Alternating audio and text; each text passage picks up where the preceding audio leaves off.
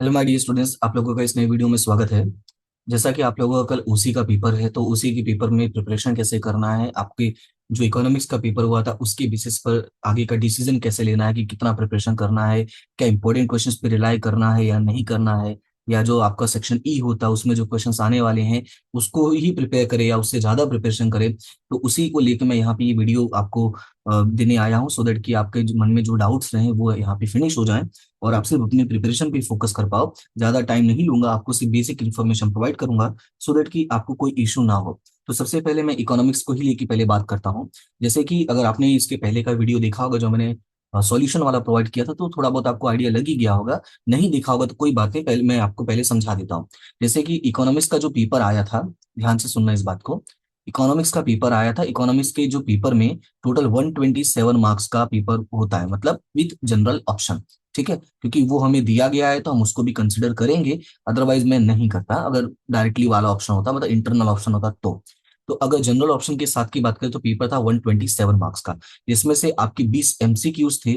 ठीक है, और 10 1 मार्क्स वाले थे। अगर मैं पहले इनकी बात करूं तो इसमें से सिर्फ एक क्वेश्चन हुआ था जो इधर से उधर हुआ था। कितना क्वेश्चन? सिर्फ एक क्वेश्चन हुआ था। मतलब देखा जाए तो 30 मार्क्स में से 1 मार्क्स का एमसीक्यू का जो था आगे पीछे दाएं बाएं ऐसा हुआ था, उससे ज्यादा नहीं हुआ था। ठीक है, उसके बाद बात करते हैं बाकी के सेक्शन की। तो सब उसके पहले सबसे पहले बात करता हूँ सेक्शन सी एंड डी की। तो सेक्शन सी एंड डी में दोनों में एक एक ऐसे क्वेश्चंस थे जो मैंने आईएमपी प्रोवाइड किया है उसमें से नहीं था। क्योंकि देखो, मैंने जितने भी आईएमपी प्रोवाइड किए हैं मैंने उसमें बहुत क्लियरली मैंने एक्सप्लेन किया कि आप ये भी करना ऐसे भी करना। जैसे अगर कोई मैंने लॉन्ग क्वेश्चन टिक करवाया था तो मैंने ये भी कहा था, जैसे मुझे काफी सारे स्टूडेंट्स ने ये बात बोला भी था कि सर इस चैप्टर में से लॉन्ग क्वेश्चन नहीं आता है, तो आपने क्यों टिक करवाया है, या आता है। तो मैंने ये भी बताया था कि ये जो टिक करवाया है मैंने मैंने अपनी मर्जी से नहीं करवाया कि चलो मेरा मन किया तो कुछ भी कर दूंगा मैं, नहीं। मैंने बहुत सोच समझ के करवाया था, एज ये नॉर्मली होता है। इसके पहले भी हुआ था, इवन 2023 में भी हुआ था, 2024 में भी हुआ था। लाइक स्टेट्स में उन लोगों ने थियरी बहुत पूछ लिया था, राइट। तो इस तरीके से छोटे छोटे माइनर चेंजेस वो करते हैं। इवन जैसे मैं आपको बता, एक इंसिडेंट मेरे साथ भी हुआ था जब हम लोग 10th में थे।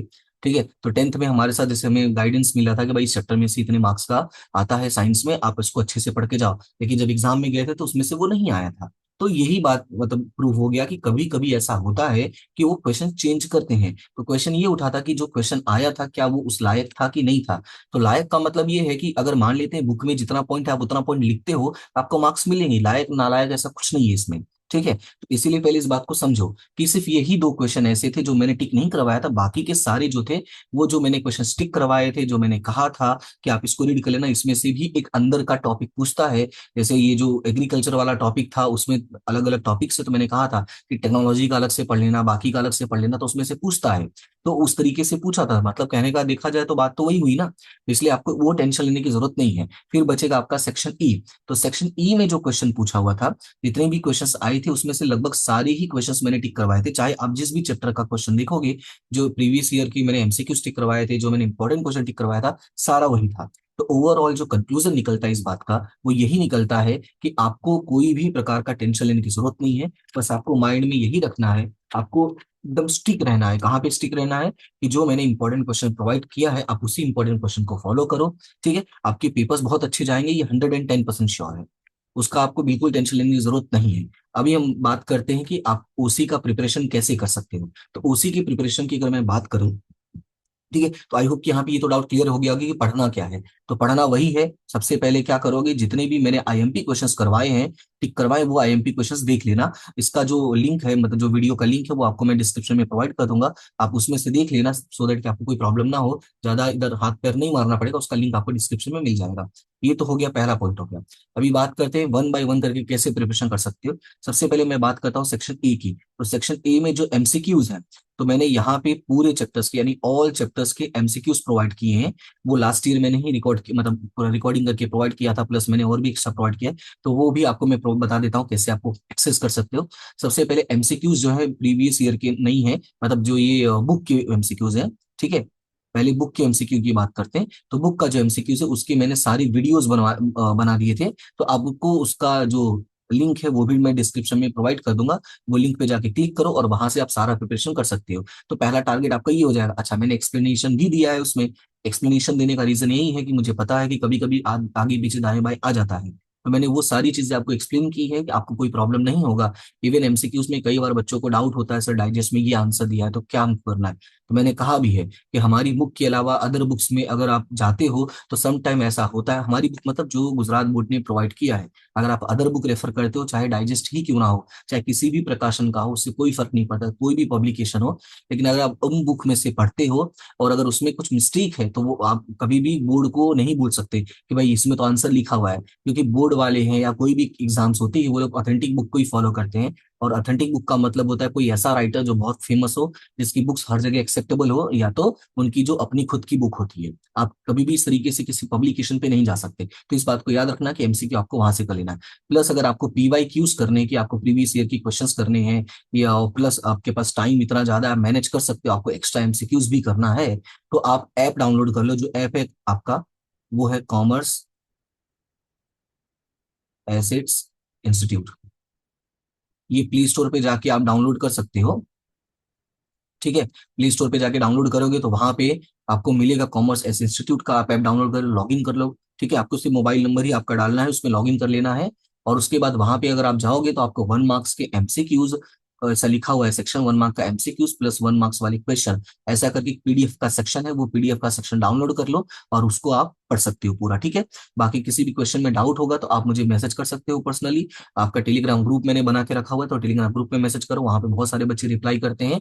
किसी को भी डाउट होता है तो मल्टीपल स्टूडेंट्स हैं जो रिप्लाई कर देते हैं कि भाई ये आंसर होगा, तो आप वहां पे रिप्लाई कर सकते हो। ठीक है, तो ये हो गया आपका एमसीक्यू का और 1 मार्क्स का। फिर बात करते हैं section C, section D and section E के लिए। ठीक है, सी, डी एंड ई के लिए तो सबसे पहले मैं आपको बता दूं, सेक्शन सी डी ई में इंपॉर्टेंट क्वेश्चंस को ही फॉलो करना है। ऐसा नहीं है कि आप बोलोगे सर सेक्शन ई में इस चैप्टर में से हमारे टीचर ने हमको बोला है कि भाई उस चैप्टर में से कभी भी 5 मार्क्स का क्वेश्चन नहीं आता तो हमको नहीं करना है। वो आप प्रीवियस क्लास में दिख चुका है, मैं प्रीवियस पेपर में दिख ही चुकी हो, तो वो वाली गलत फहमी में तो आपको बिल्कुल नहीं रहना है कि भाई नहीं पूछता तो आज नहीं पूछेगा। आपको माइंड में रख के चलना है कि भाई पूछ सकता है, तो इसीलिए आप वही क्वेश्चन फॉलो करोगे जो आईएमपी के तौर पर मैंने टिक करवाया है। ठीक है, तो ये हो गया आपका प्रिपरेशन का सेक्शन सी डी ई। अभी क्वेश्चन ये आता है कि सर अगर मान लो डाउट हुआ तो हम कैसे कवर अप करेंगे। तो डाउट हुआ तो कवर अप करने के लिए भी मैं आपको ऑप्शन दे रहा हूँ। सबसे पहला जो ऑप्शन है वो है वीडियो ऑप्शन है, कि आप वीडियो देख सकते हैं उसका, कोई भी चैप्टर का, अगर किसी भी चैप्टर में किसी भी टॉपिक में डाउट होता है तो लगभग ईच एंड एवरी टॉपिक मैंने एक्सप्लेन किया है बाय डिटेल। तो आप वो वीडियो को देख सकते हैं 1.25 1.5 की स्पीड में, आपका टॉपिक कवर अप हो जाएगा। और मैंने उसको बहुत प्रॉपर वे में पॉइंट वाइज एक्सप्लेन करके समझाया है कि आप उसको लर्न कैसे कर सकते हो। ठीक है, तो ये वाला हो जाएगा, इसका भी लिंक जो है मैं आपको डिस्क्रिप्शन में प्रोवाइड कर दूंगा। इसके अलावा आपको वीडियो नहीं देखना है, आपने ऑलरेडी रीड किया है, सिर्फ आपको गाइडेंस चाहिए कि सर कैसे लिखना है, क्या है, कैसे है, तो उसके लिए भी मैंने पीडीएफ प्रोवाइड किया है, दिवाली के टाइम पे प्रोवाइड कर दिया था। कुछ स्टूडेंट्स ने में भी देखा भी हो, कुछ स्टूडेंट्स ने ना देखा हो, तो वो जो पीडीएफ है वो भी आपको कहाँ मिल जाएगा, अगेन सेम जगह पे, कॉमर्स एसेट इंस्टीट्यूट में। उसमें मैंने लिखा हुआ class 12 BA OCM full PDF, right, full syllabus PDF, वो आप जाके डाउनलोड कर लेना। वहां पे आपको 1 to 12 सारे चैप्टर्स की पीडीएफ मिल जाएंगे, और वो भी बहुत प्रॉपर वे में, कहते हैं ना ऑथेंटिक वे में, नोट्स वाइज मिल जाएगा, मतलब लाइक की पॉइंट्स टाइप के, कि आपको ये वर्ड लिखना है, ये वर्ड लिखना है तो आपको मार्क्स मिलेंगे। हाईलाइट भी किया हुआ है कि ये वर्ड के नीचे अंडरलाइन करोगे, हाईलाइट करोगे तो आपको अच्छे मार्क्स मिलेंगे। तो इस तरीके से मैंने पूरा प्रोवाइड किया है, तो आपको हेल्प हो जाएगा। तो ये हो गया आपका पूरा पेपर का प्रिपरेशन कैसे करना है उसके बारे में। दूसरी मैं बात करता हूँ कि सेक्शन सी डी ई। अब देखो, अभी एक और मुझे थोड़ा सा जो मिला था रिव्यू, उसके बेसिस पर मैं बता देता हूँ। रिव्यू ये मिला था कि कुछ बच्चों ने कहा सर कि पेपर तो वैसे अच्छा गया है, कोई प्रॉब्लम नहीं है, हमने सर पूरा पेपर अटेंड किया है, लेकिन सर कुछ क्वेश्चंस में टाइम ज्यादा लग गया। तो ये बात मैंने आपसे कहा था कि आप अपने आप को थोड़ा स्ट्रिक्ट करके चलना। ठीक है, स्ट्रिक्ट मतलब यहाँ पे यही है कि, सॉरी, स्ट्रिक्ट, ठीक है, अपने आप को थोड़ा स्ट्रिक्ट कर देना। हम्म। ठीक है, तो वहां पे इशू कैसा होगा कि अगर आप अपने आप को रोक के रखोगे तो बेनिफिट ये होगा कि आप, इसलिए मैंने कहा था वॉच लेके जाना, मैंने ये बात बहुत क्लियरली बोला था, वॉच लेके जाना, अपने आप को टाइम फ्रेम में समझाओ कि आपको कितना और कैसे सॉल्व करना है। तो वो भी मैं आपको यहाँ पे थोड़ा सा गाइड कर देता हूँ, आपको थोड़ा बहुत हेल्प हो जाएगा। अगर आपको पहले से ही पता that is too good, but मैं आपको अपने हिसाब से थोड़ा गाइड कर देता हूँ कि आपको कोई प्रॉब्लम नहीं होगा। सबसे पहले जब आपको सप्लीमेंट्री मिलता है तो मैंने कहा था आप पूरा डिटेल फिल कर लेना। ठीक है, वो डिटेल फिल करने में मे बी पॉसिबल आपके 5 मिनट जाएंगे, उससे ज्यादा तो नहीं जाने वाला। और जो सप्लीमेंट्री होता है वो 15 मिनट पहले ही मिल जाता है, अगर 15 मिनट पहले मिलता है तो वो आप कर लेना, अगर 15 मिनट पहले पेपर मिलता है तो भी क्या करना है वो मैं समझा देता हूँ। ठीक है, तो पहले सप्लीमेंट्री की बात कर ले, फिल कर लेना। फिल करने के बाद जो आपका फर्स्ट पेज होता है उस पे सिर्फ इतना लिखना, आपका जो मार्जिन वाला सेक्शन होता है उसमें question 1, question 2, question 3, question 4, question 5, question 6, इस तरीके से आप क्या करना लिख लेना। ठीक है, और इतना लिखने के बाद मतलब पूरा आपको डिटेल में लिखने की जरूरत नहीं, लाइक क्वेश्चन 1 पूरा इतना सब लिखने की जरूरत नहीं है। आप क्वेश्चन इतना लिखो या Q1 Q2 लिखो वो भी चलेगा। अगर अगर आप आंसर लिखने के शौकीन हो तो आंसर पूरा लिखने की जरूरत नहीं है, ANS लिख के छोड़ दोगे तो भी चलेगा, या A1 A2 करके लिखोगे तो भी चलेगा। क्लियर है इतना? तो यहाँ पे भी आपके टाइम बचेंगे, ऐसा नहीं टाइम नहीं बचेगा, हर चीज में आपका टाइम बचेगा।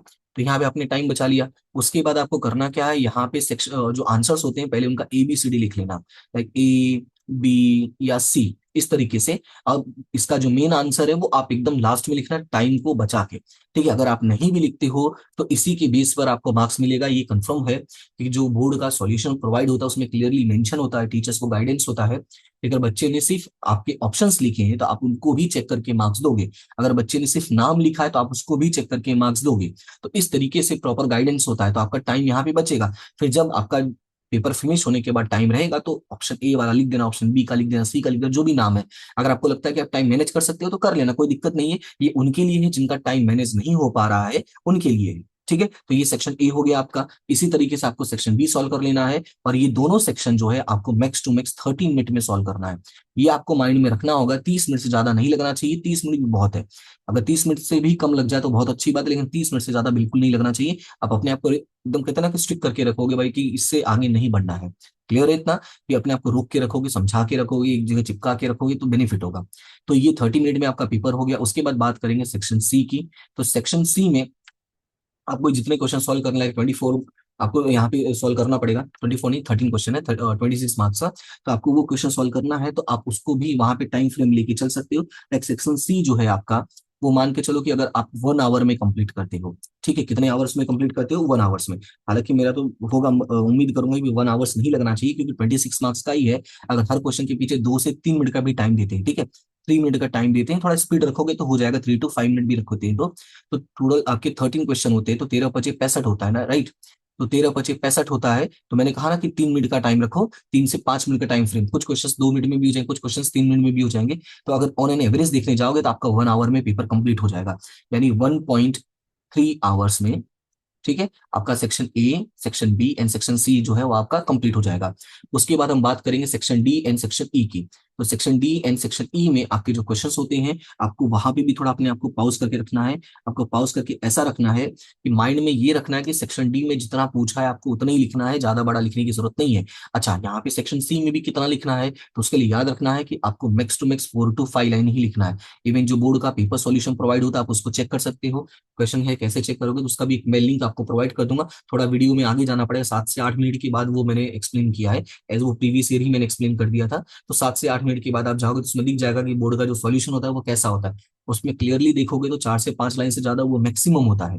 इवन कुछ क्वेश्चंस के आंसर तो 2 2 लाइन में लिखा हुआ है, मतलब जितना पूछा है वो उतना ही बताते हैं। ऐसा नहीं है कि आप एक्स्ट्रा लिखोगे तो आपको एक्स्ट्रा मार्क्स मिल जाएगा। अगर पूछा स्टेट द नेम तो आपको स्टेट द नेम ही करना है, आपको उनके बारे में लिखने की जरूरत नहीं है, क्योंकि वो बोला ना साफ साफ स्टेट, स्टेट का मतलब होता है सिर्फ उनके नाम लिखो, तो आपको नाम ही लिखना है। अगर आपको लिखेगा एक्सप्लेन करो तो आप एक्सप्लेन करना, दवाई लिखने की आपको करने की जरूरत नहीं है, क्योंकि 2 मार्क्स में इससे ज्यादा करने की कोई रिक्वायरमेंट नहीं होती है। फिर बात करेंगे सेक्शन डी की, आपकी जो 3 मार्क्स का क्वेश्चन होता है।